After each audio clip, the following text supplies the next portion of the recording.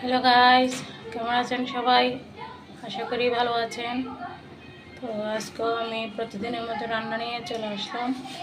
আজকে আমি রান্না করছি ডিম দিয়ে, আলু দিয়ে, কাঁকরোল দিয়ে। ডিমটা আমি ভেজে নিয়েছি, আলু কাঁকরোলটাও ভেজে নিয়েছি। তো সাথে আছে ঢেঁড়স দিয়ে, ইটা শুটকি দিয়ে, আর এদিকে আছে কচু। এগুলো আমি ভর্তা করব আলুর মতো। তো সেজন্য আমি এদিকে শুকনো মরিচটাও ভেজে নিয়েছি।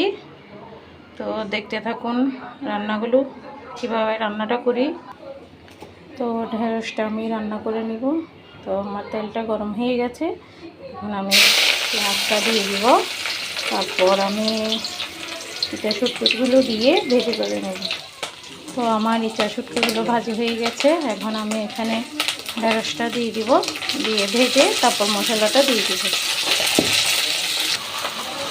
তো ঢেঁড়স ভাজা হয়ে গেছে, এখন আমি মশলাটা দিয়ে দিলাম। আর এদিকে আমি ডিমটা রান্না করার জন্য তেলটাও বসিয়ে দিয়েছি। দিয়ে দিব পেঁয়াজ।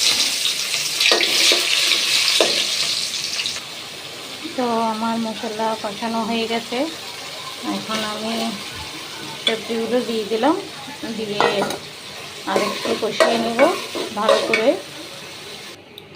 তো আমি ডিমটা দিয়ে জলটা দিয়ে দিলাম, এদিকে ঢেঁড়সের মধ্যেও জলটা দিয়ে দিয়েছি। তো এদিকে আমি কচুটা মেখে নিয়েছি পেঁয়াজ দিয়ে, এটা আমি সাদা তেলে ভেজে তারপর আবার সরিষার তেল দিয়ে মাখবো, দেখতে থাকুন।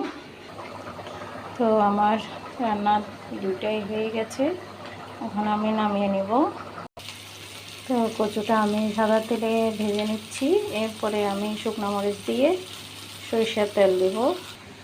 তো দেখুন আমি এখানে শুকনো মরিচ আর সরিষার তেলটা দিয়ে দিয়েছি। তো আজকের মতো আমার রান্না এখানে শেষ।